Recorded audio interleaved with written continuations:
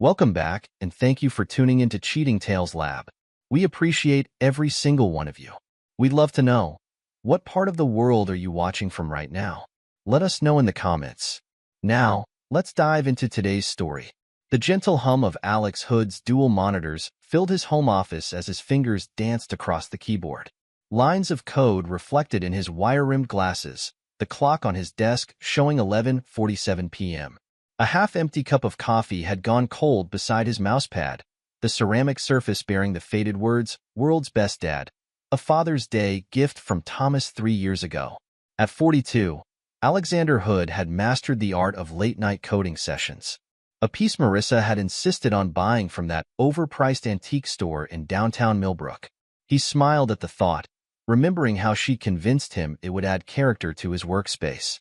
The memory of her enthusiasm that day still warmed his heart, even as his eyes burned from staring at screens for too long.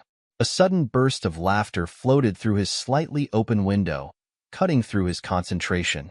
The sound was familiar, Marissa's laugh, the one that still made his heart skip a beat after 15 years of marriage.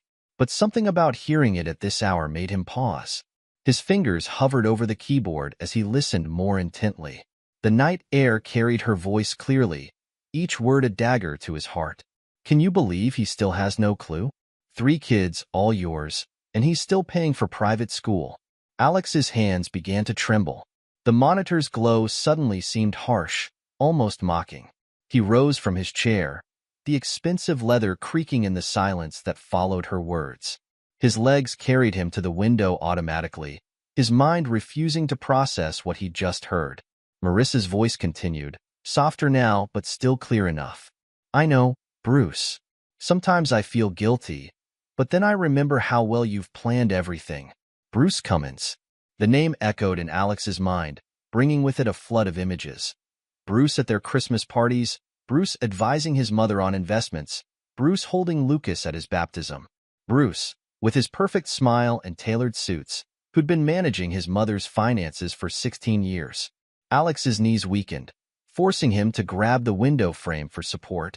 The rough wood beneath his fingers felt more real than anything else in that moment. Outside, Marissa paced the garden path, her silhouette illuminated by the security lights. She wore her favorite silk robe, the one he'd bought her last anniversary. Her free hand gesticulated animatedly as she spoke, unaware of her audience. Next week? Yes, I can make that work, she continued, her voice taking on that playful tone Alex had always loved. Caroline's beach house is perfect this time of year. She's already offered to watch the kids. His mother. Caroline was in on this too. The revelation hit him like a physical blow, forcing the air from his lungs. His grip on the window frame tightened until his knuckles turned white. Memories began flooding back, demanding re-examination. Those emergency calls from the hospital that always seemed to come when Bruce was in town. The frequent financial planning meetings with his mother that ran late into the evening. The way Thomas's eyes crinkled when he laughed, just like Bruce's. Emma's auburn hair, so different from his own dark brown or Marissa's blonde. Lucas's natural talent for numbers, mirroring Bruce's financial acumen. He dismissed these thoughts before, laughing off friends' comments about how little his children resembled him. Genetics are funny that way, he'd say, proud of his secure marriage and happy family. Now each memory twisted like a knife, revealing layers of deception he'd been too trusting to see. Below, Marissa laughed again, the sound now grating against his ears. You always know exactly what to say, don't you? Yes, I'll wear that blue dress you like so much. A pause. I love you too. Good night. Alex watched as his wife ended the call, clutching the phone to her chest with a dreamy smile he'd thought was reserved for him. She stood there for a moment, bathed in moonlight, looking like the woman he'd fallen in love with all those years ago. But now he saw her differently, a stranger wearing his wife's face, an actress who'd perfected her role over 15 years of marriage. She turned and walked back toward the house, her silk robe shimming in the security lights. Alex stepped back from the window, moving silently through his office. He couldn't face her, not now.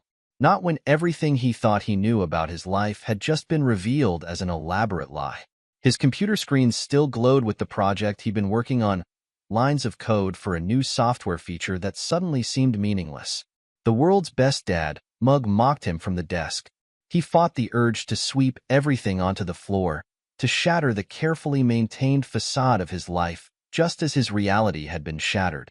Instead, he sank back into his chair, his movements mechanical. The leather no longer felt comfortable. Nothing felt right anymore. He could hear Marissa's footsteps downstairs, moving through their kitchen, the routine sounds of their home, the hum of the refrigerator, the distant tick of the grandfather clock in the hallway, the soft whir of his computer's cooling fan. All seemed to take on a sinister quality. His trembling hands found his phone.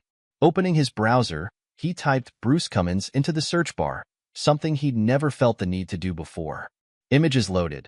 Bruce at charity events, Bruce receiving awards for his financial advisory work, Bruce with his wife Krista at social gatherings. In each photo, that perfect smile beamed back at him, the smile his children had inherited. The sound of Marissa's footsteps on the stairs snapped him back to reality. Quickly, he closed the browser and turned back to his code. The door handle turned, and she appeared in the doorway, still wrapped in her silk robe. "You're still up?" Her voice carried the same warmth it always had, but now Alex heard the artifice in it. "Don't work too hard, honey. Coming to bed soon?" He forced himself to look at her, to smile as if his world hadn't just imploded. "Just finishing up here. Go ahead, I'll be there in a bit." She blew him a kiss, a gesture she'd done thousands of times before, and closed the door. Alex waited until her footsteps faded before allowing his facade to crumble. His hands clenched into fists as the full weight of the betrayal pressed down on him. Tomorrow, he would begin investigating. Tomorrow, he would start planning. But tonight, in the solitude of his office, Alexander Hood allowed himself to feel the full magnitude of his loss. Silent tears fell onto his keyboard as 15 years of memories transformed from treasured moments into carefully orchestrated deceptions. The next 2 weeks passed in a blur of routine and hidden investigation. Alex maintained his normal schedule with mechanical precision while setting in motion a plan that would reveal the full scope of his family's betrayal. His first call had been to Jared Glover, a private investigator recommended by a colleague who'd gone through a messy divorce years ago. They met in a small coffee shop 2 towns over from Millbrook, far from prying eyes. Glover looked nothing like the stereotypical PI. He wore a pressed business suit and carried a tablet instead of a notepad. His eyes, though, had that sharp investigative quality that Alex needed. "Tell me everything," Glover said, his voice low and professional as he stirred his Americano. "Leave nothing out." Alex recounted that night's revelation, his voice steady despite the turmoil inside. As he spoke, Glover's fingers moved across his tablet, taking notes with practiced efficiency. 16 years of friendship with Bruce Cummins, Glover mused, looking up from his screen. "And your mother's involvement? That's an interesting angle. We'll start there."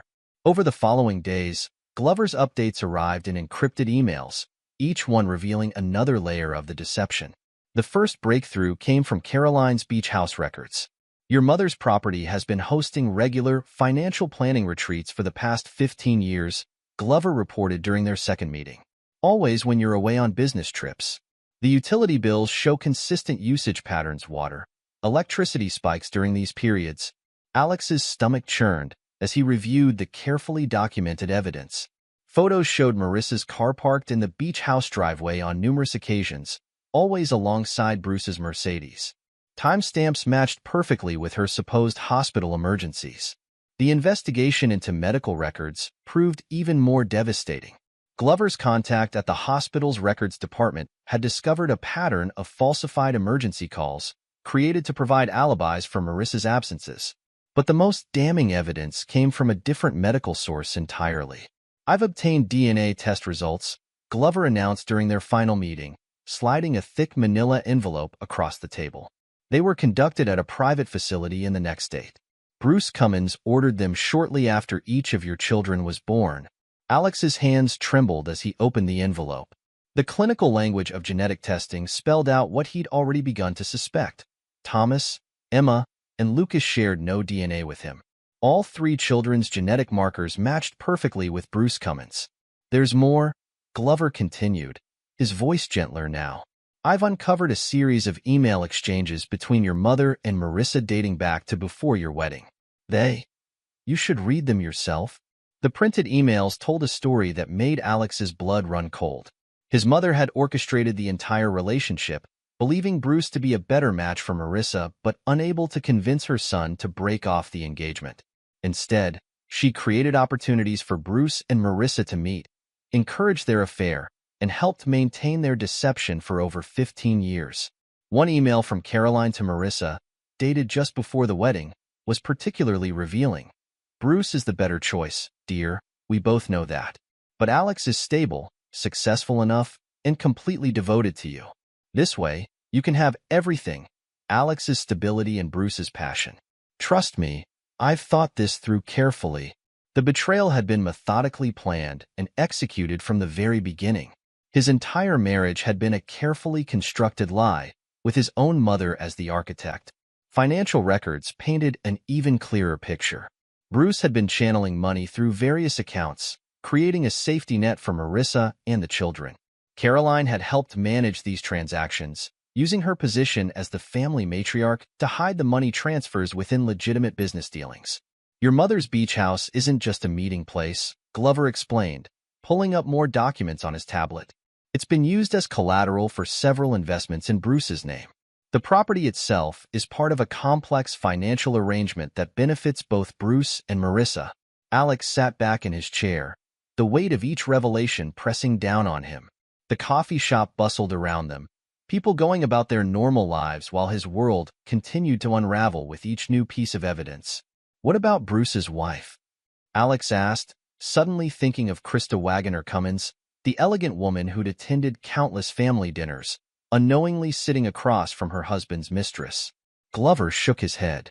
No indication she knows anything. She's as much a victim in this as you are. Though, he paused, checking his notes, there's evidence suggesting Bruce has been moving assets away from their joint accounts for years. He's been preparing for something. The investigation had uncovered a web of deception, so intricate that it took Glover nearly 30 pages to document all the connections. Bank statements, property records, medical files, and surveillance photos painted a picture of betrayal that spanned more than a decade and a half. Mr. Hood, Glover said as their final meeting drew to a close, in my 20 years as an investigator, I've never seen anything quite like this. The level of planning, the duration of the deception, it's unprecedented. Alex nodded, his face a mask of calm that belied the storm raging inside him. Thank you for your thoroughness, Mr. Glover. Your final payment will be transferred today. As he drove home that evening, Alex's mind wandered to his children. No, Bruce's children. Despite everything he'd learned, he couldn't help but see their faces. Thomas concentrating on his homework at the kitchen table, Emma practicing her violin in the living room, Lucas building elaborate structures with his Lego sets. They were innocent in all this, yet their very existence was proof of the betrayal. The hardest part was maintaining normalcy at home. Each morning, he kissed Marissa goodbye as she left for the hospital. Each evening, he helped the children with their homework, played games with them, told them bedtime stories, all while carrying the knowledge that every moment of his family life had been built on lies. But Alexander Hood was no longer the trusting husband who'd stood at that window 2 weeks ago. With each piece of evidence Glover uncovered, a new version of himself emerged, calculating, patient, and determined to orchestrate a reckoning that would shake Millbrook's foundations. Miranda Hughes's office embodied everything about her reputation: sleek, imposing, and meticulously organized. Alex sat across from her desk, watching as she methodically reviewed Glover's findings. She paused, adjusting her wire-rimmed glasses, remarkably comprehensive. Your investigator did excellent work. She looked up, her sharp eyes studying Alex's face. The question is, what do you want to do with it? Alex had chosen Miranda specifically for her reputation. She wasn't known for being kind or understanding. She was known for being ruthless and effective. Her office walls displayed news articles about her most notable cases, each one a testament to her ability to destroy opponents in court. I want everything, Alex replied, his voice calm but firm. But I want it done right. No room for countermoves, no chance for them to prepare. I want them to feel as blindsided as I did. Miranda's lips curved into a slight smile. Then we'll need to be strategic. First, we'll need to secure your assets. I assume you haven't confronted any of them yet? No. I've maintained everything as normal. Good. Keep doing that. She pressed a button on her desk phone. Janet, get me Gustavo Goodrich on the line. Priority call. Within an hour, Gustavo Goodrich joined them. The financial advisor's reputation matched Miranda's. He specialized in high-stakes divorce cases where assets needed to be protected and relocated quickly and legally. The timing needs to be perfect, Gustavo explained, spreading documents across Miranda's conference table. We'll need to move your assets in stages, nothing too obvious. Offshore accounts, blind trusts, legitimate business investments that can't be easily traced or contested. The next several hours were spent crafting a strategy that would leave nothing to chance. Alex's software company would be prepared for sale, its assets protected through a complex series of transactions. Personal accounts would be secured, properties reassigned, and investments restructured. What about the children? Alex asked, the question he'd been dreading to voice. Miranda's expression softened slightly, the closest she came to showing sympathy. Legally, you could contest custody based on fraud, but given the DNA evidence, she let the sentence hang. I won't put them through that, Alex decided. They're innocent in this, but I want to ensure they're provided for, through channels that neither Marissa nor Bruce can access. Gustavo nodded, making notes. We can set up independent trusts for each child. Ironclad terms, professional trustees, no possibility of interference from any party. The planning continued late into the evening. Every aspect of Alex's life was examined, every vulnerability addressed. Miranda's assistant brought in dinner as they worked, the empty takeout containers piling up as hours passed. The hardest part, Miranda warned, will be maintaining normalcy at home while we put everything in place. One slip, one hint that something's wrong, and they might start moving assets themselves. Alex thought of the previous evening, helping Emma with her math homework. She looked up at him with Bruce's eyes, asking for help with fractions. The pain had been almost unbearable, but he'd smiled, explained the problem, and praised her progress. I can handle it, he assured them. I've been handling it for 15 years without knowing. I can manage a few more weeks. The next days fell into a careful routine. Mornings began with family breakfast, Alex watching as Marissa packed lunches for her and Bruce's children. He'd kiss her goodbye, tasting the lies on her lips, then drive to work as if nothing had changed. During the day, he methodically prepared his company for what was to come. Private meetings with his executive team focused on restructuring, carefully worded to suggest routine business optimization rather than preparation for sale. Each decision was calculated, each movement precise. The evenings were the most challenging. Family dinners around their mahogany table became exercises in self-control. Alex would listen to Thomas talk about his soccer practice, noting how the boys' animated gestures mirrored Bruce's mannerisms.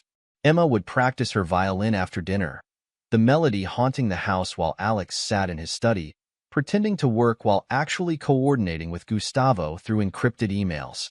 Lucas, the youngest at 9, proved the most difficult to face.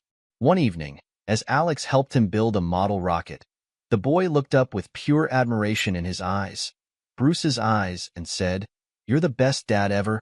The words struck like physical blows, but Alex maintained his smile. "Thanks, buddy. Hand me that glue, would you?" Meanwhile, the machinery of his revenge ground forward with relentless precision. Gustavo had created a complex network of financial transfers, each one legal but deliberately difficult to trace. Assets were being moved through multiple jurisdictions, eventually landing in places where they would be virtually impossible to recover. The beauty of it, Gustavo explained during one of their secure video calls, is that everything appears completely normal on the surface. We're not hiding anything. We're just relocating assets through perfectly legitimate channels. Miranda's part of the plan was equally meticulous. She prepared documentation for every possible scenario, anticipating any legal challenges that might arise. Her team worked discreetly, building an airtight case while maintaining absolute confidentiality. "We've documented every instance of fraud," she reported during a late-night meeting in her office. The DNA tests, the financial deceptions, your mother's involvement, everything. When we move, they won't have any room to maneuver. The hardest part was watching Marissa continue her deception. She maintained her routine of emergency hospital calls, each one now transparent to Alex as another meeting with Bruce. He noticed how she always wore specific jewelry on these days, pieces he hadn't bought her. The blue dress she favored for these encounters hung in their closet like a silent accusation. Caroline's weekly visits became exercises in restraint. His mother would arrive bearing homemade cookies, doting on the grandchildren she had helped orchestrate into existence. She would ask about his work, about his plans, all while knowing she had helped destroy the foundation of his life. "You're working too hard, dear," she said during one such visit, reaching out to touch his arm. "You look tired. Perhaps you should take a vacation?" Alex had smiled, wondering if she was hoping he'd leave town so Bruce and Marissa could use the beach house again. "Too busy right now, Mom. Maybe later." The children remained his anchor to sanity. Despite knowing the truth about their parentage, Alex found he couldn't stop loving them. They were victims of this deception as much as he was. Each night, he would check on them as they slept, their innocent faces peaceful in the darkness. He established the trust funds as planned, working with independent trustees who would ensure the children's financial security regardless of what happened to any of the adults involved. The documentation was carefully worded to protect them from any fallout while ensuring neither Marissa nor Bruce could access the funds. "These trusts are bulletproof," Gustavo assured him. "No matter what happens, the kids will be taken care of." As weeks passed, Alex's transformation continued. The trusting husband who had stood at his office window that fateful night was gone, replaced by a strategist who saw every interaction as a move in an elaborate game. He noted every phone call Marissa made, every meeting his mother arranged, every coincidental encounter with Bruce at social events. Each piece of evidence was carefully cataloged and added to Miranda's growing arsenal. Bank statements, phone records, surveillance photos, all building toward the moment when the truth would finally be revealed. The facade he maintained was perfect. He attended school functions, hosted dinner parties, played golf with business associates, all while orchestrating the systematic dismantling of the lies that had shaped his life for 15 years. "Your poker face is remarkable," Miranda observed during one of their meetings. "But remember, when the time comes, you'll need to be prepared for the emotional fallout. This isn't just about the legal and financial aspects." Alex nodded, his expression neutral. "I've been processing the emotional aspects for weeks now. When the time comes, I'll be ready." As autumn deepened and the leaves in Millbrook began to turn, Alex's preparations neared completion. The pieces were in place, assets secured, evidence compiled, legal documents prepared. He had become the architect of a different kind of deception, one designed not to maintain lies, but to expose them. In his home office, late at night, he would sometimes stand at the same window where he'd first overheard Marissa's phone call. The garden below was empty now, the flowers fading with the season. Soon, very soon, everything would change. But for now, Alexander Hood maintained his vigil, a silent strategist preparing to unmask 15 years of betrayal. Autumn in Millbrook painted the trees in brilliant shades of amber and crimson, a stark contrast to the gray clouds gathering above the Hood residence. Inside, the house hummed with pre-Thanksgiving activity. The aroma of roasting turkey and fresh-baked pies wafted through the air, masking the tension that Alex carried in his shoulders as he adjusted the formal place settings at the dining room table. "Everything needs to be perfect," he murmured, straightening a silver fork for the third time. Each place setting contained 2 envelopes, one tucked discreetly under the napkin, another hidden in his study. Timing would be everything. Marissa bustled around the kitchen, her designer dress protected by an apron that read, "Kiss the Cook." She'd been up since dawn, preparing what she thought would be another showcase Thanksgiving dinner for their social circle. The irony of her domestic performance wasn't lost on Alex. "Honey, could you check if your mother needs help bringing in her pies?" Marissa called out, wiping her hands on her apron. "You know how she insists on making them herself." "Of course," Alex replied, his voice steady despite the knowledge of what was to come. The manila envelopes in his study felt like live ammunition, waiting to be deployed. The doorbell chimed. Bruce and Krista Cummins arrived first, perfectly coordinated in autumn colors. Bruce carried a bottle of expensive wine. Alex recognized it as the same vintage they'd shared at his 40th birthday celebration. "Alex, my friend." Bruce's handshake was firm, his smile confident. "Beautiful day for a family gathering." Krista air-kissed Alex's cheeks, her designer perfume lingering in the air. "The house looks lovely."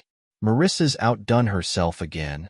Alex watched as Bruce's eyes flickered toward the kitchen where Marissa was working. A subtle glance, one he'd seen countless times before, but had never understood until now. "Please, make yourselves comfortable. Drinks are in the living room."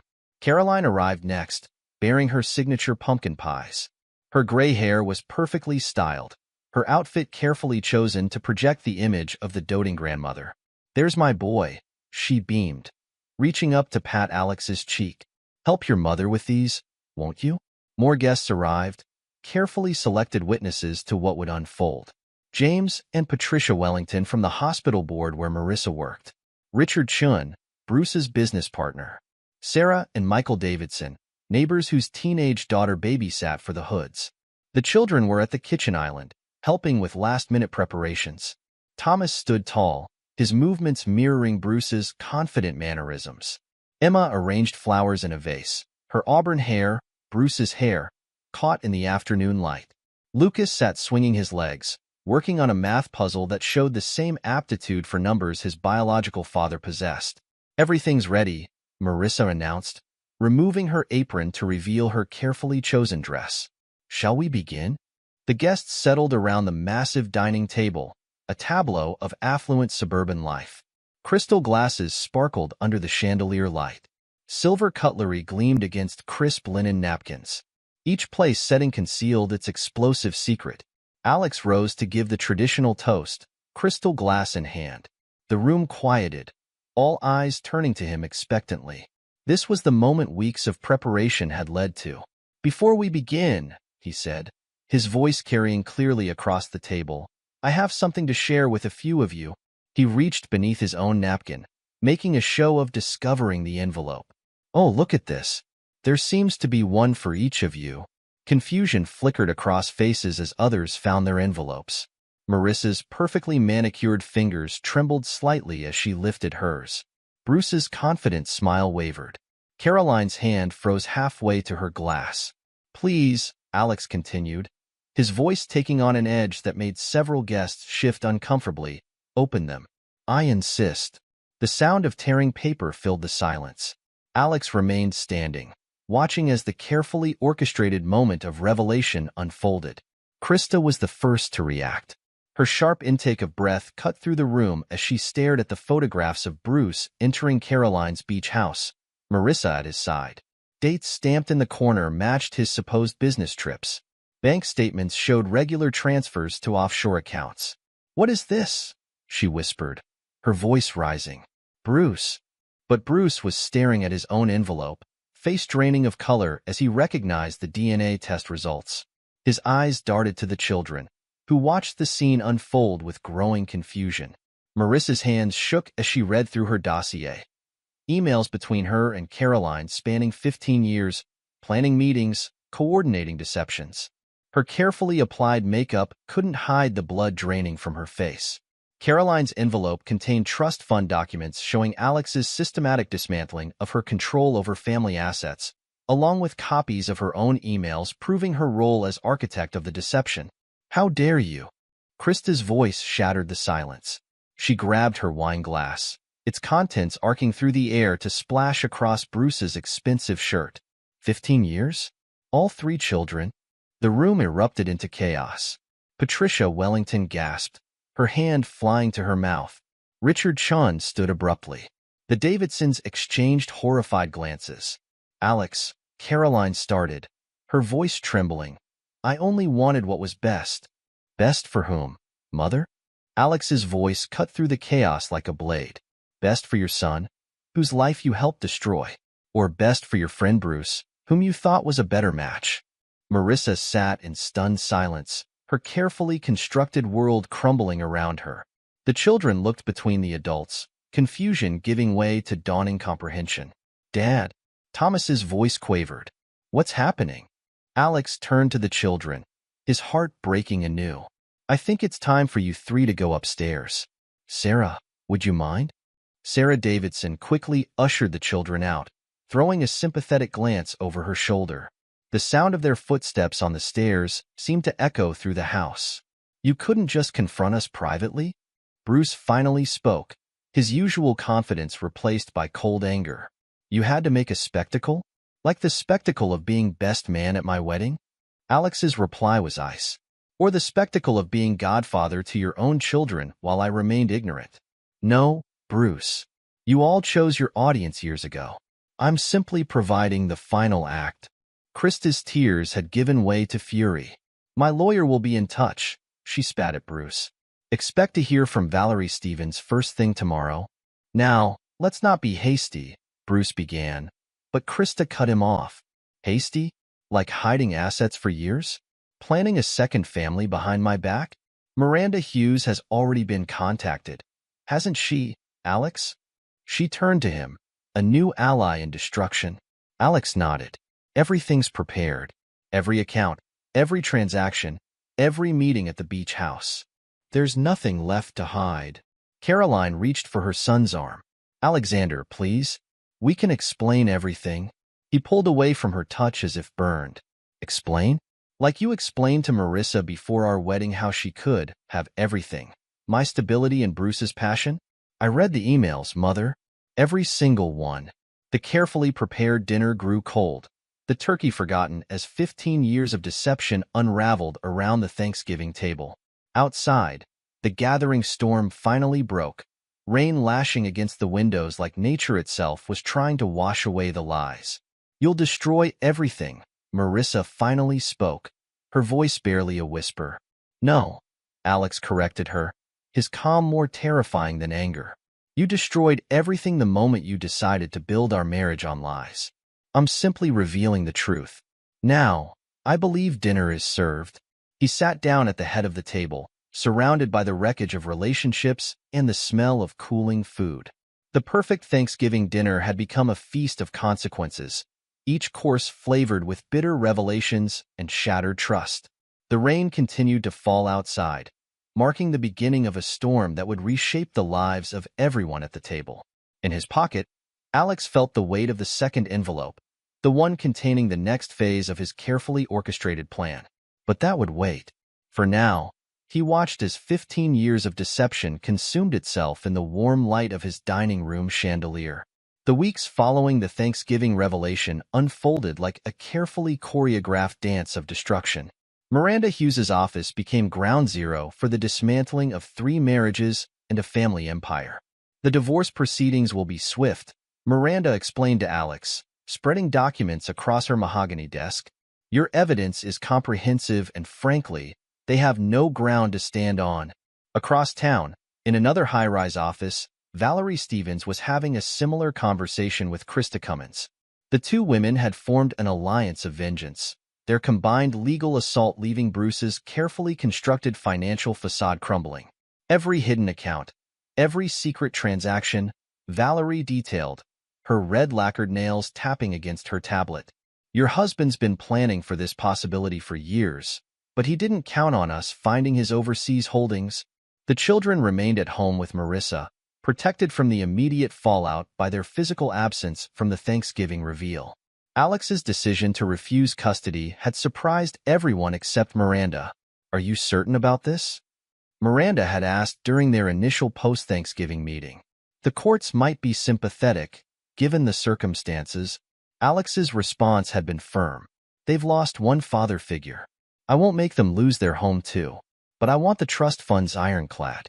Neither Marissa nor Bruce gets access to a single penny meant for the children." The trust fund arrangements became a masterpiece of legal architecture. Independent trustees, strict disbursement conditions, and educational provisions that would ensure Thomas, Emma, and Lucas would want for nothing despite their parents' choices. Marissa's attempts to contest the divorce terms met with swift, devastating responses. Each challenge was met with another piece of evidence from Alex's carefully compiled dossier. Her lawyer, James Patterson, finally advised her to accept the terms. Mrs. Hood, Patterson had said, his voice heavy with resignation, Mr. Hood's evidence is extensive and irrefutable. Fighting this will only deplete resources better saved for your children's future. The hospital board, presented with evidence of Marissa's falsified emergency calls, launched their own investigation. The prestigious position she'd held for years suddenly seemed precarious. Bruce's financial empire began to crumble under the combined assault of Alex's evidence and Krista's legal team.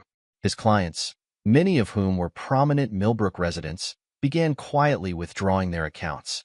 The scandal had spread through the town's social circles like wildfire. He's losing everything, Krista informed Alex during one of their strategy meetings. Her initial fury had hardened into cold determination. The house, the summer properties, most of his clients. It's what he deserves. Caroline's attempts to protect her assets proved futile. The family trust, which she'd used as a tool to maintain control over her son's life, had been systematically dismantled.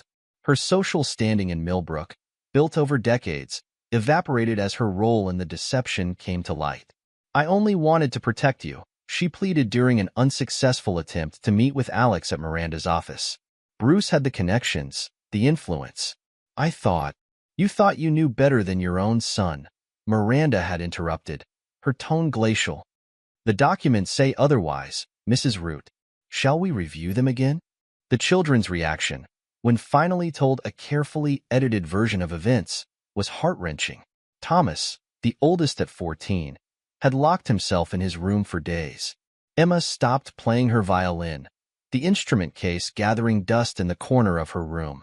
Lucas, too young to fully comprehend the adult complexities, simply asked when he would see his dad again. Soon, Marissa had promised, though she had no idea if it was true. The light in her children's eyes, once so bright with innocence, had dimmed with the weight of adult deceptions. Bruce made one attempt to reach out to his biological children, sending a letter through his lawyer. Alex intercepted it through Miranda, adding it to the growing file of evidence. He's trying to establish a parental relationship now? Miranda's disgust was evident. After 15 years of playing family friend and godfather, the divorce proceedings moved with unprecedented speed, thanks to the overwhelming evidence and Marissa's eventual capitulation. The financial settlements were brutal but clean, leaving no room for future claims or complications. It's done, Miranda announced one gray afternoon, sliding the final papers across her desk. Once you sign these, you're legally free of all of them. Alex's pen hovered over the signature line. And the children's trusts? Absolutely secure. The trustees have their instructions, and the funds are protected from any attempts at access by Marissa or Bruce. They'll be provided for through college and beyond. The pen scratched across paper, the sound somehow louder than it should have been. Years of marriage, of family life, of trust and betrayal, reduced to a few signatures and legal stamps. Outside Miranda's office windows, Millbrook continued its daily rhythm, unaware that one of its most prominent families had just been officially dissolved. Snow had begun to fall, the first of the season, covering the town in a blanket of white that seemed to mock the idea of purity. There's one more thing, Miranda said, reaching for a final folder. The sale of your company. But Alex was already ahead of her, pulling out his own documents. The next phase of his plan was already in motion, though only he knew its full scope. The company sale had been arranged weeks ago, the terms negotiated through intermediaries to maintain absolute privacy. Everything's prepared, he assured her. The transfer will be complete by the end of the week. Miranda studied her client's face, noting the transformation that had occurred since that first meeting weeks ago. The betrayed husband had become something else, something harder, more focused, more dangerous in its quiet certainty. What will you do now? She asked, though she suspected he wouldn't give her a complete answer. Alex stood, looking out at the falling snow. In his mind, he could see the next steps unfolding, each one calculated and precise. But those plans would remain his alone, shared only with those who needed to know specific parts. Now, he said, I disappear. The snow continued to fall outside, erasing tracks, covering signs, making everything look clean and new. But beneath that pristine surface, Millbrook was changing. 3 marriages had ended. A financial empire was crumbling. A family had shattered. And Alexander Hood was about to vanish, leaving behind a wake of destruction that would reshape the town's social landscape for years to come. The art of disappearing, Alex discovered, required as much precision as the revenge he'd just orchestrated. Each step had to be carefully planned, each trace thoughtfully erased or redirected. The sale of his company to a competitor had been just the first move in a complex game of personal chess. Luther Haney's Singapore office overlooked the Marina Bay, the city-state's famous skyline reflecting off the water like a promise of new beginnings. The old college friend had received Alex's call with immediate understanding, no questions asked about the urgency or need for discretion. "Everything's arranged," Luther assured him via secure video call, his image slightly distorted by encryption. "The apartment, the necessary introductions, the basic infrastructure you'll need. When can you leave?" Alex glanced around his nearly empty home office, most of his personal items already packed or disposed of. "The company sale finalizes tomorrow. I'll be on a plane the day after." The mechanics of vanishing proved surprisingly complex. Miranda Hughes had handled the legal aspects, ensuring everything was properly documented while revealing nothing about his destination. Gustavo Goodrich had created a labyrinth of financial transfers that would make tracking his movements nearly impossible. "Your assets are secured," Gustavo confirmed during their final meeting. "The transfers will complete through various jurisdictions over the next few weeks. By the time anyone thinks to look, the trail will be cold." The hardest part wasn't the logistics, it was the children. Alex spent one last evening in his study, writing 3 letters to be delivered years in the future. Each one explained his actions, his love, and his reasons for leaving. Miranda would hold them until the right time, when they were old enough to understand. "Dear Thomas," he began the first letter, his pen hovering over the expensive stationery. "By the time you read this, you'll be 18, and you'll know the truth about everything that happened." He wrote until dawn, pouring his heart into each letter, explaining his choices, his love, and his hopes for their futures. The trust funds would ensure their education and opportunities, but these letters would give them something money couldn't buy: understanding. The day of his departure arrived with a crisp winter morning. His home, now empty of personal belongings, echoed with memories he'd never revisit. He walked through each room one last time, remembering the life he'd built and lost. In the kitchen, where family breakfasts had once filled the air with laughter and the scent of coffee. In the living room, where Emma had practiced her violin while Lucas built his Lego cities on the carpet. In Thomas's room, where father and son had spent countless hours discussing soccer strategies and school projects. His final stop was his office, where everything had begun that autumn night. The window still looked out over the garden, though the flowers were long dead now, buried under winter's first snow. He touched the glass one last time, remembering Marissa's voice floating up through the darkness, shattering his world. Luther's arrangements proved flawless. A private car arrived exactly on schedule, the driver discreet and professional. Alex's luggage, carefully curated to reveal nothing of his destination, was loaded without fuss. "The first flight is to London," Luther had explained during their last call. "Then a series of connections that'll make tracking impossible. By the time anyone realizes you're gone, you'll be established somewhere they'd never think to look." Miranda met him at her office for a final review of the arrangements. "Everything's in place," she confirmed, her usual businesslike tone softened slightly. "The letters for the children are secured in my private safe. The trust fund arrangements are ironclad. The company sale is complete." She paused, studying his face. "Are you sure about this?" Alex nodded, tucking the documents into his briefcase. "It's the only way. They all took everything from me slowly, piece by piece, over 15 years. Now I'm choosing to leave on my own terms. What should I tell them when they ask?" "Tell them whatever you want. By then, I'll be gone." The international terminal at the airport hummed with pre-dawn activity. Alex walked through security with his new documents, each step taking him further from the life he'd known. His phone, his old phone, rested in Miranda's office safe, along with every other traceable connection to his past. As he waited at his gate, he thought about what he was leaving behind. The ruins of his marriage, the betrayal of his mother, the children he'd raised and loved, who would have to find their way without him. The company he'd built from nothing, now sold to competitors who would reshape it in their own image. But he was leaving something else too. The naive trust that had allowed others to deceive him for so long. The belief in family bonds that couldn't be broken. The assumption that love was enough to ensure loyalty. The morning sun broke through the airport's massive windows as his flight was called. Alex stood, shouldering his carry-on bag. He handed his boarding pass to the gate agent, not looking back at the terminal, at the city beyond, at the life he was leaving behind. As the plane lifted off into the dawn sky, banking over Millbrook one last time, Alex closed his eyes.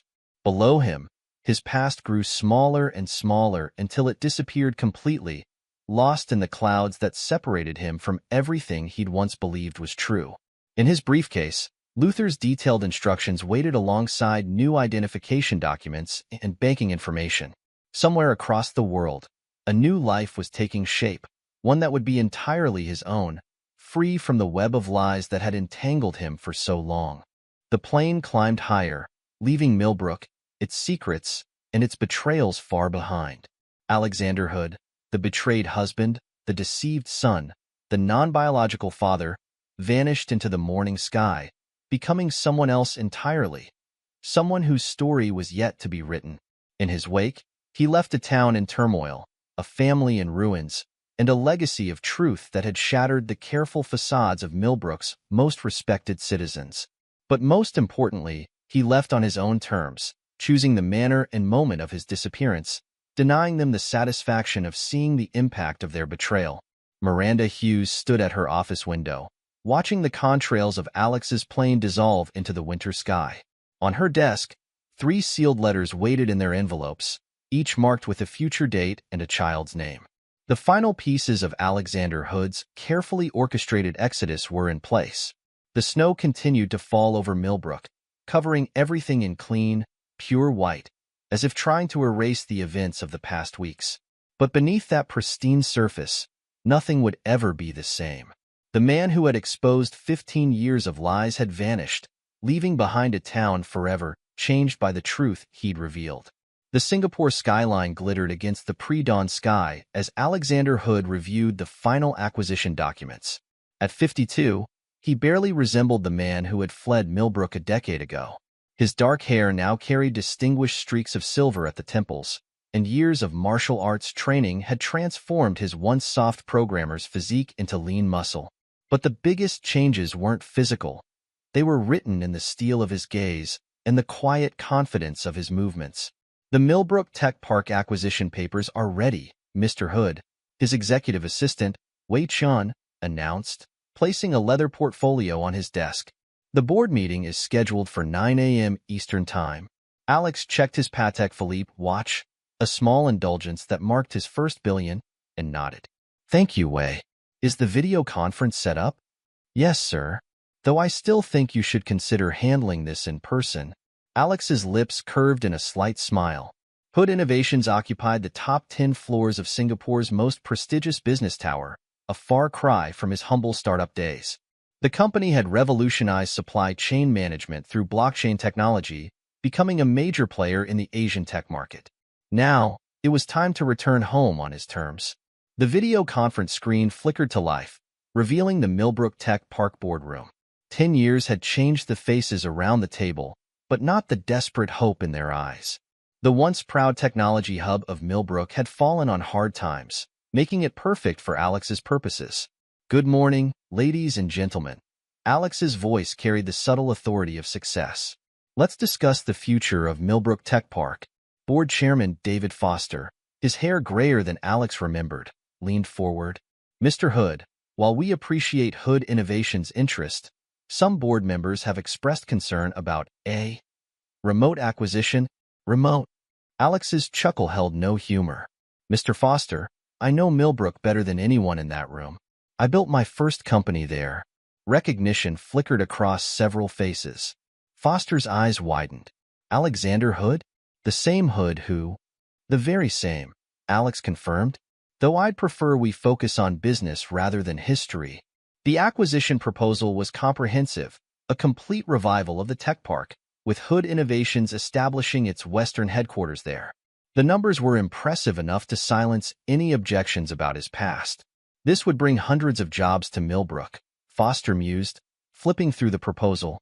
The economic impact would be transformative, Alex finished. Your technology hub is struggling because it never evolved. We'll change that. Hood Innovations specializes in next-generation supply chain solutions, blockchain technology, AI integration, automated logistics, everything the modern tech sector needs. The board's questions were technical, focused on financials and implementation timelines. No one dared mention the scandal that had driven him from Millbrook a decade ago, though Alex could see the knowledge in their eyes. As the meeting concluded, Foster cleared his throat. There's one more thing, Mr. Hood. Your return will generate significant local interest. I'm aware. Alex's voice remained neutral. My PR team will handle any media inquiries. Now, shall we sign? The digital signatures were exchanged, contracts executed with clinical precision. Alex sat back in his ergonomic chair, watching the board members file out of their meeting room thousands of miles away. A decade of preparation had led to this moment. Wei entered with a fresh cup of green tea, another habit Alex had acquired in Asia. Congratulations, sir. Should I begin arrangements for the transition team? Yes. And Wei? Alex turned to look out over the Singapore skyline. Book me a penthouse at the Grand Millbrook. It's time I went home. The news of Hood Innovations' acquisition of Millbrook Tech Park broke during morning trading hours. Financial analysts praised the strategic expansion, while local Millbrook press scrambled to connect the dots between the Singapore-based tech giant and their town's most notorious scandal. Alex watched the coverage from his private jet 3 days later, sipping a single malt scotch as headlines scrolled across his tablet. Hood Innovations acquires struggling Millbrook Tech Park. Prodigal son returns. Alex Hood's billion-dollar comeback.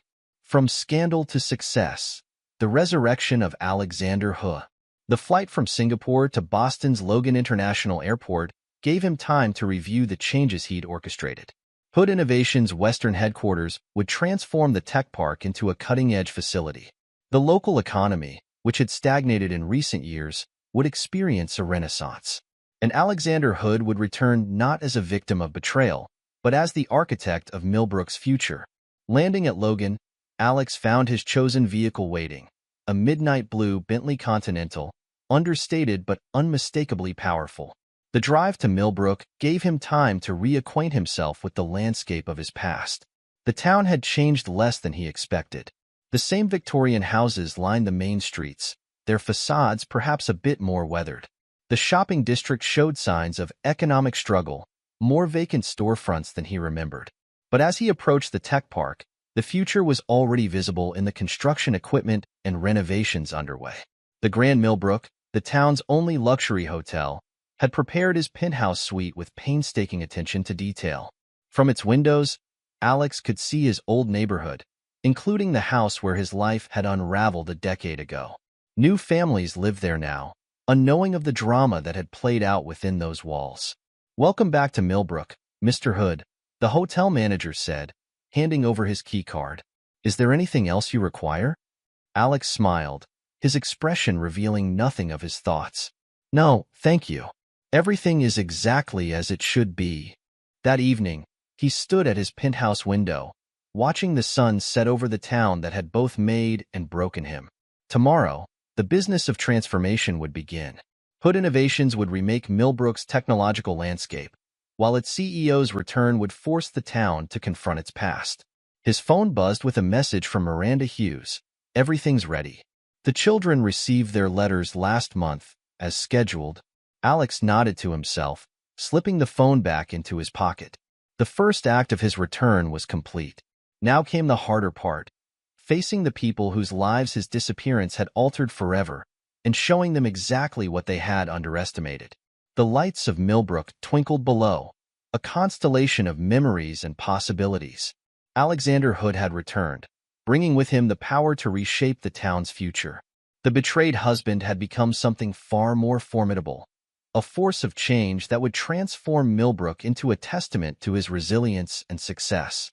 The Hood Innovations welcome reception filled the grand Millbrooks ballroom with the town's business and social elite. Alex stood, watching the crowd while appearing to admire the view. A decade of Asian business dealings had taught him the value of careful observation.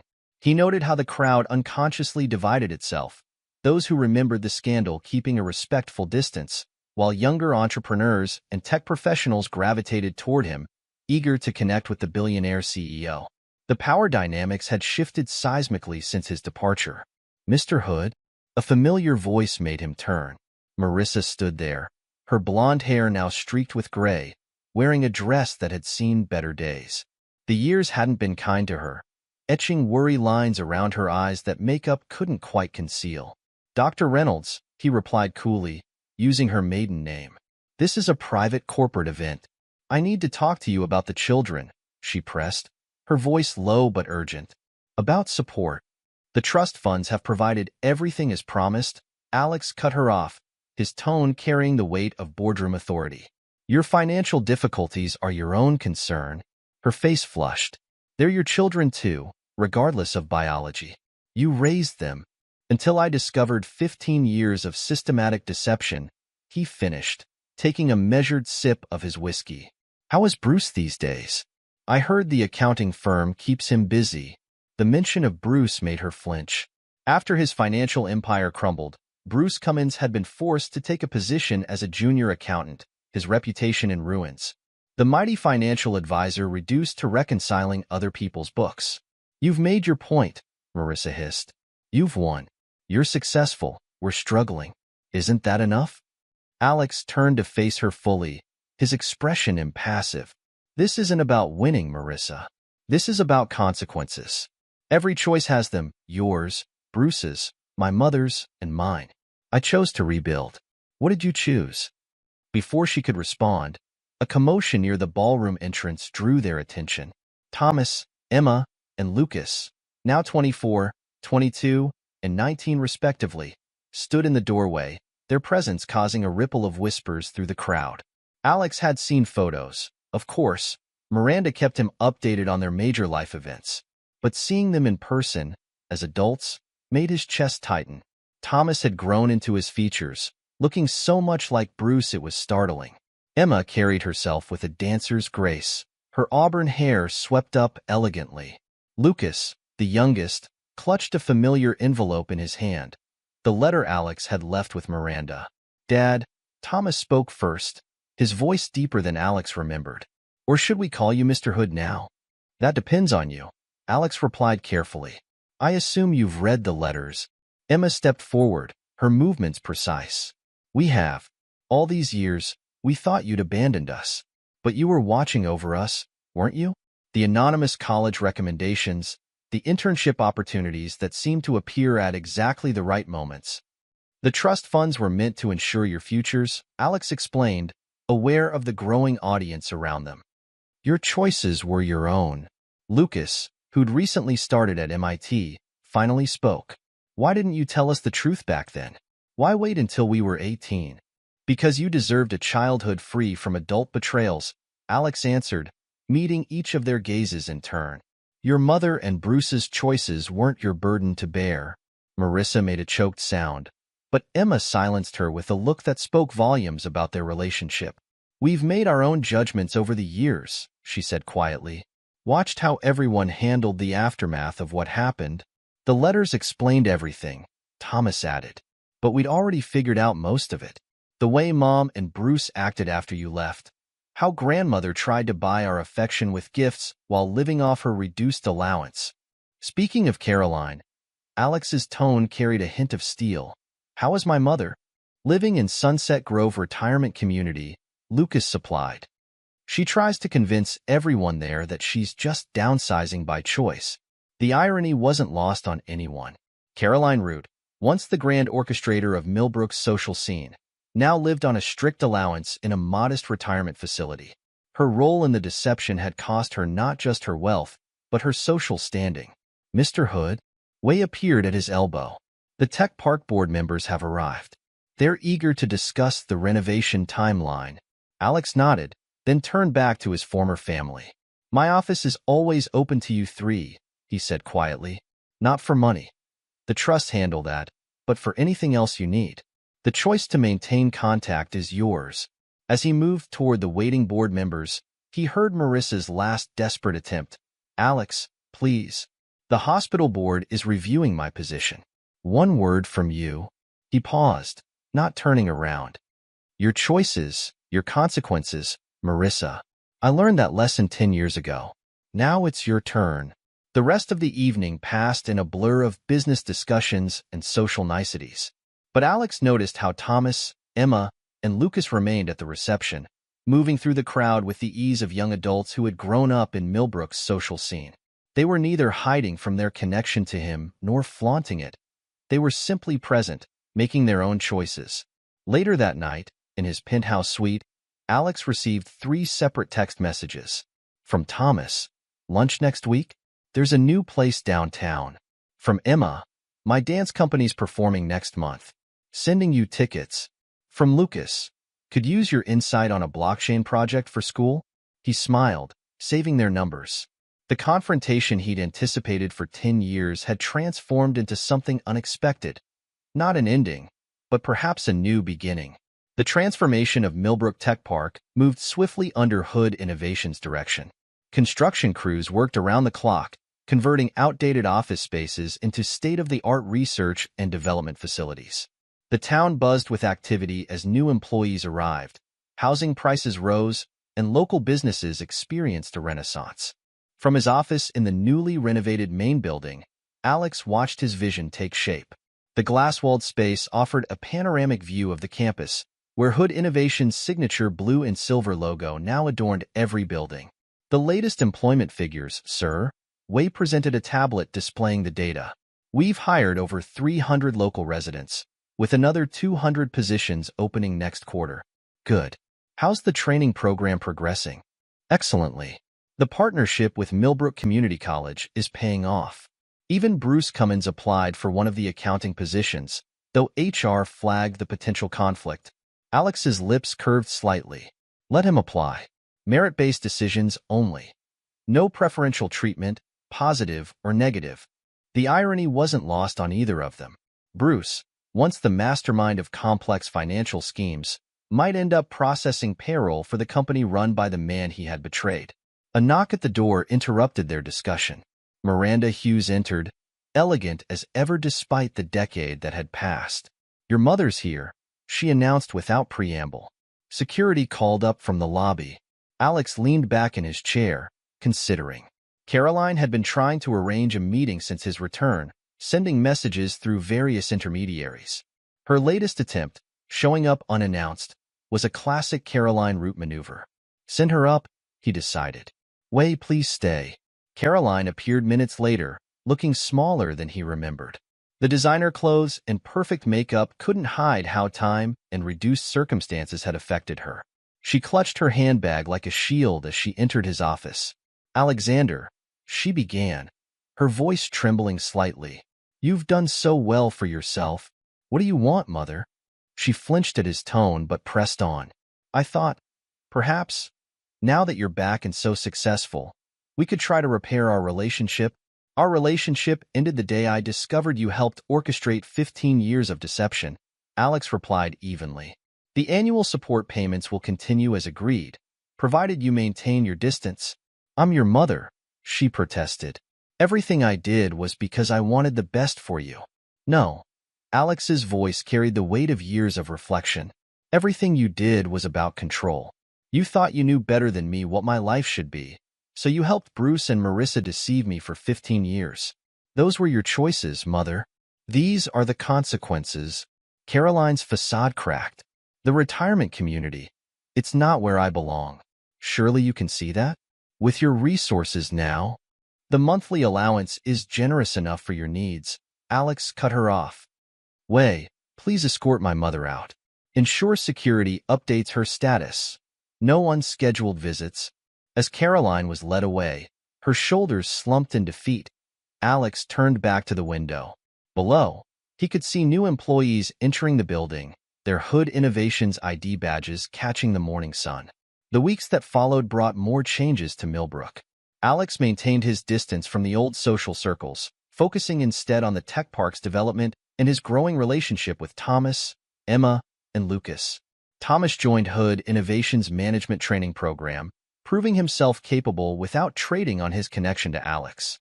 Emma's dance company performed to a full house, including Alex in the audience, though he slipped out before she could introduce him to her fellow dancers.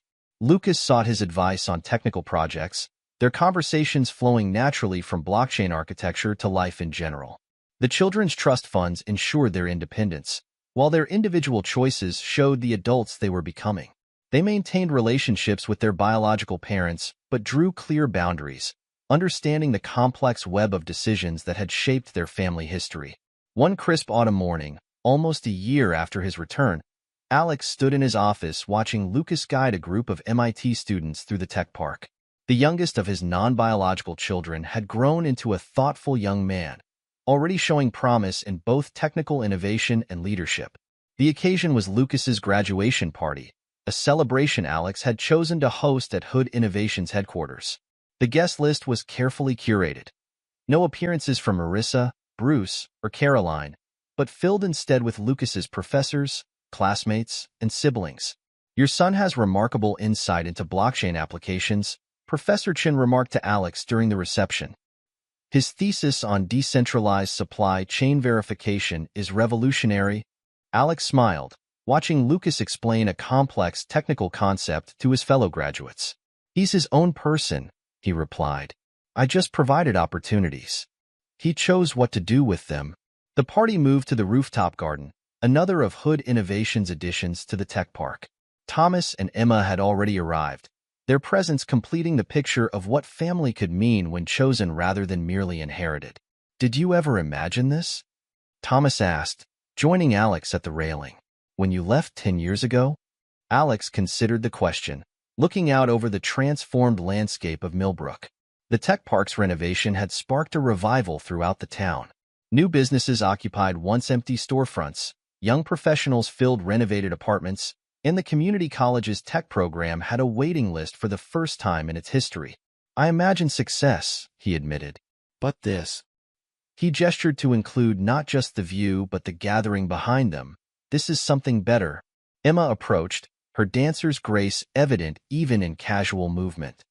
"Mom tried to convince me to ask you for more money again," she said, rolling her eyes. "I told her the trust fund was more than generous, and her financial problems weren't your responsibility." "How is she doing?" Alex asked, more out of curiosity than concern.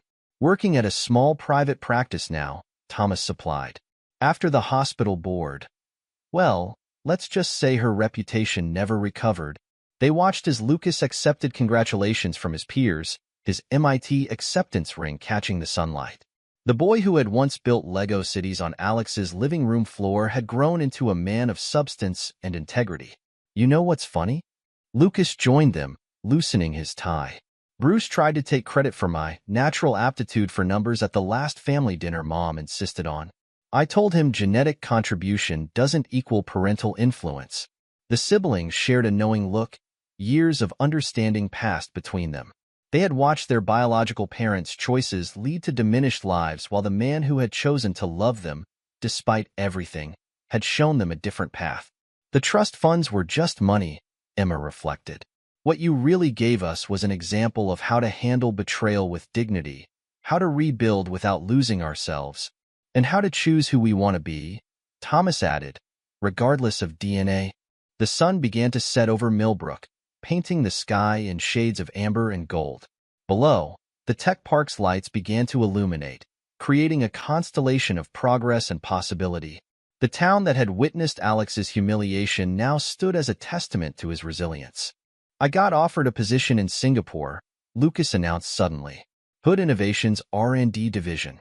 Before you say anything, I applied through normal channels, used a different last name. Earned it on my own merits." Alex nodded, pride evident in his expression. "When do you start?" "That depends," Lucas grinned. "Think you could show me around your side of the world first? Maybe introduce me to that martial arts instructor you mentioned?" The request hung in the air, representing more than just a job or a trip. It was an acknowledgement of the relationship they had built, one founded on choice rather than obligation. "I'd like that," Alex said simply. As the party continued around them, Alex reflected on the journey that had brought them here. The betrayal that had shattered his world had also freed him to create something new. Not just a successful company or a transformed town, but a different kind of family, one built on truth, choice, and mutual respect. The residents of Millbrook still whispered about the scandal sometimes, but more often they spoke of the transformation, both of their town and the man who had returned to remake it. They pointed to the Hood Innovations campus as a symbol of what was possible when tragedy became fuel for triumph. But for Alex, standing with the three young adults who had chosen to keep him in their lives, the real victory wasn't in the buildings or the business success. It was in the understanding that family, real family, could be built from the ashes of betrayal, stronger for being chosen rather than merely inherited. The sun set on Millbrook, and with it, the last shadows of old wounds faded. Alexander Hood had found something better than revenge. He had found peace, purpose, and a family bound by choice rather than blood. His new life, built on the foundation of integrity and determination, stood as a testament not to what he had lost, but to what he had chosen to create. In the end, the story that Millbrook would remember wasn't just about the betrayed husband who became a billionaire. It was about a man who showed that the strongest bonds aren't those we're born into, but those we choose to forge, maintain, and honor through our actions and choices. The tech park's lights twinkled below like stars, a constellation of possibilities realized. Alex stood surrounded by his chosen family, watching Lucas explain his blockchain theories to eager listeners, seeing Thomas discuss management strategies with department heads, and observing Emma's quiet confidence as she navigated the social dynamics with practiced ease. This was his legacy. Not the buildings, not the wealth, but the living proof that integrity, resilience, and the courage to choose one's own path could transform even the deepest betrayal into a foundation for something greater. In the end, Alex had built more than a successful company. He had created a testament to the power of choosing who we become, regardless of who we were meant to be. Epilogue: 5 years after Alex's return to Millbrook. The autumn wind scattered golden leaves across the grounds of Sunset Grove Retirement Community, where Caroline Root sat in her modest apartment, watching a financial news segment about Hood Innovations' latest breakthrough. Her son's company had just announced a revolutionary blockchain platform that would transform global supply chains, sending the stock price soaring to unprecedented heights. The irony wasn't lost on her. 15 years ago, she had orchestrated what she thought was best for her son's future, believing Bruce Cummins to be the better connection. Now, her monthly allowance, generous but strictly controlled, came from the very son whose life she had tried to manipulate. Her phone buzzed with a text from her grandson Lucas, now a rising star in Hood Innovations' Singapore R&D division. Like all her grandchildren's messages, it was polite but distant, sharing professional news without personal warmth. The children had learned the cost of manipulation from watching their parents and grandmother fall from grace. Across town, in a small medical clinic housed in a strip mall, Marissa Reynolds finished her shift. The sign on her door read "Family Practice," a far cry from her former position as a prestigious pediatrician at Millbrook General. The prescription fraud scandal that had cost her medical license had taken years to overcome, requiring extensive rehabilitation and supervision before she could practice again. Her tiny office was a constant reminder of her fallen status. Where once she had commanded a large private practice within the hospital, now she treated minor ailments in a clinic that catered to those without insurance. The walls, once adorned with prestigious certificates, now held only her basic medical license, newly reinstated, but permanently marked with restrictions. Bruce Cummins's life had followed a similar downward trajectory. The former financial titan now worked as a mid-level accountant at Hood Innovations, his application accepted purely on merit after years of struggling in smaller firms. The irony of processing payroll for his former rival's empire wasn't lost on anyone, least of all Bruce himself. His marriage to Krista had ended in a divorce that stripped him of everything. Valerie Stevens, Krista's attorney, had been ruthlessly efficient in exposing every hidden asset, every offshore account. The man who had once managed millions now lived in a one-bedroom apartment, driving a used Toyota to work. The affair that had seemed so cleverly managed, so perfectly orchestrated, had unraveled not just their marriages but their entire social world. Bruce and Marissa occasionally saw each other at their children's major life events, their interaction limited to stiff nods and avoided gazes. The passion that had driven them to deceive Alex for 15 years had withered in the harsh light of consequences. Their children, however, had flourished in unexpected ways. Thomas, now 29, had risen through Hood Innovations' corporate structure entirely on his own merit, becoming director of operations for the North American division. His relationship with Alex had evolved into one of mutual respect and shared business acumen. Emma, at 27, had transformed her dance background into a successful therapeutic movement program, helping trauma survivors heal through artistic expression. She maintained offices in both Millbrook and Singapore, splitting her time between continents and occasionally consulting for Hood Innovations' employee wellness program. Lucas, the youngest at 24, had become a force in the tech world. His blockchain innovations had earned him recognition separate from his connection to Hood Innovations, though he chose to continue working within the company that had given him his start. His relationship with Alex had deepened into a true mentorship, unmarred by biological connections or social expectations. The three siblings had developed a unique perspective on family and loyalty. They maintained dutiful but distant relationships with their biological parents, while forming deeper bonds with Alex based on shared values and mutual choice. Their trust funds, managed impeccably by independent trustees, had provided them with opportunities without creating dependency. At a recent tech conference in Singapore, Lucas had been asked about his relationship with Alex Hood. His response made headlines. DNA doesn't make a father. Choices do. The man who chose to love us despite betrayal, who showed us how to succeed with integrity. That's the father we chose to keep in our lives. Miranda Hughes, now semi-retired but still serving as Hood Innovations' chief legal counsel, kept a framed copy of that quote in her office. She had watched the story unfold from that first meeting with a betrayed husband to the empire it had spawned. The letters she had held for the children, delivered at precisely the right moment, had helped bridge the gap between past and future. Hood Innovations had transformed Millbrook into a tech hub that attracted global talent. The town's character had shifted from a sleepy suburban enclave to a vibrant community where innovation and tradition coexisted. The old social hierarchy that had protected Bruce and Marissa's deception had been replaced by a meritocracy that valued achievement over connections. Alex himself had evolved beyond the role of betrayed husband or successful CEO. At 57, he had become a mentor to young entrepreneurs, particularly those who had faced personal betrayals. His story had become a case study in business schools, not just for its technical success but for its lessons about integrity and resilience. He maintained his practice of martial arts, the discipline helping him stay grounded despite his massive success.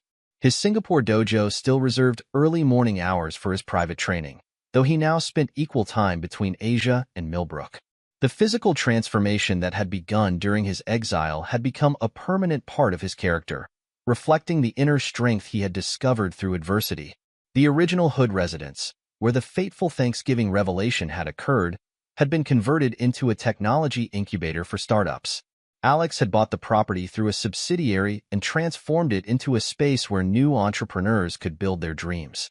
The garden where he had first overheard Marissa's phone call now featured meditation spaces and collaborative work areas. Caroline's Beach House, once the scene of so many secretive meetings, had been sold years ago. The proceeds had gone to establishing a scholarship fund for children of broken homes, managed by the same trustees who oversaw the children's trust funds. The property itself had become a retreat center for corporate innovation workshops, its dark history transformed into a space for creative breakthrough. Krista Cummins had remarried and moved to California, where she ran a successful interior design firm. She occasionally collaborated with Hood Innovations on office space projects, her professional relationship with Alex marked by mutual respect for how they had handled their respective betrayals. The annual Hood Innovations shareholders meeting, held in the renovated Millbrook Tech Park, had become a reminder of how completely the power dynamics had shifted.